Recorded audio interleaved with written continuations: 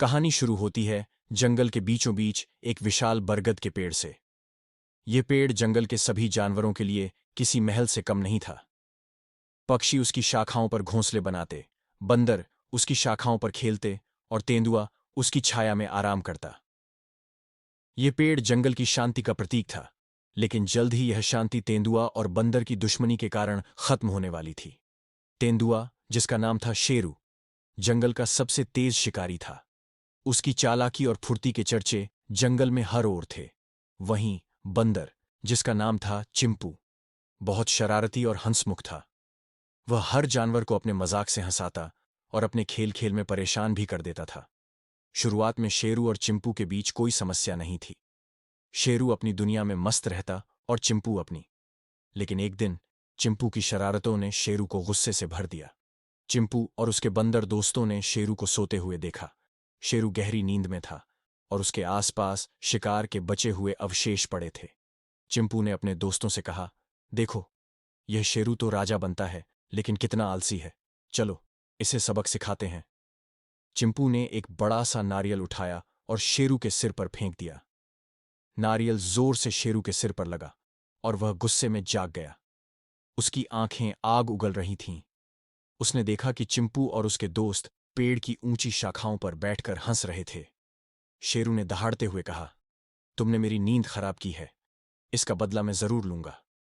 इसके बाद शेरू ने जब भी किसी शिकार की योजना बनाई, चिंपू और उसके दोस्तों ने उसे बिगाड़ दिया।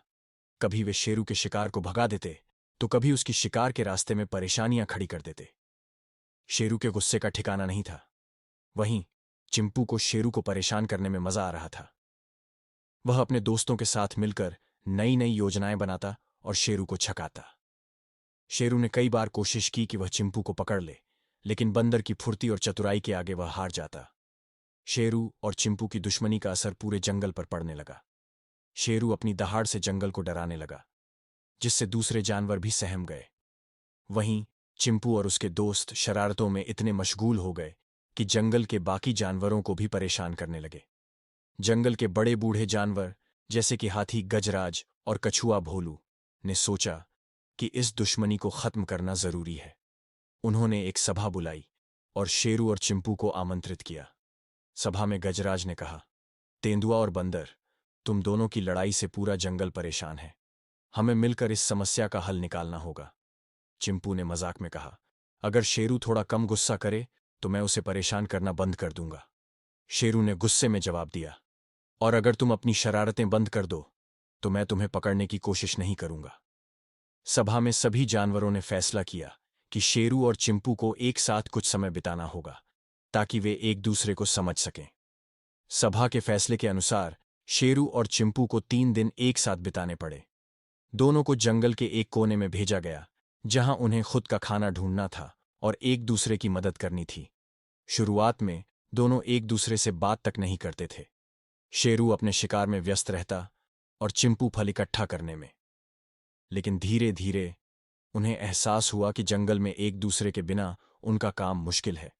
दूसरे दिन चिंपू एक ऊंचे पेड़ से गिरने वाला था, लेकिन शेरू ने उसे गिरने से बचा लिया। चिंपू ने शेरू का शुक्रिया अदा किया और कहा, तुम्हारी ताकत वाकई कमाल की है। वहीं शेरू ने भी महसूस किया कि चिंपू की फुर्ती और चतुराई उसकी मदद कर सकती है। तीसरे दिन तक दोनों ने मिलकर शिकार किया और जंगल के दूसरे जानवरों को मदद पहुंचाई। उनकी दुश्मनी धीरे धीरे दोस्ती में बदलने लगी। जब 3 दिन खत्म हुए तो शेरू और चिंपू वापस सभा में पहुंचे। गजराज ने पूछा, अब तुम दोनों की दुश्मनी खत्म हुई या नहीं? चिंपू ने मुस्कुराते हुए कहा, अब हम दुश्मन नहीं, बल्कि दोस्त हैं। शेरू ने भी सहमति में सिर हिलाया और कहा, हमने सीखा कि एक दूसरे की ताकत का सम्मान करना जरूरी है। इस तरह शेरू और चिंपू की दुश्मनी एक गहरी दोस्ती में बदल गई। उन्होंने मिलकर जंगल में शांति बनाए रखने की कसम खाई।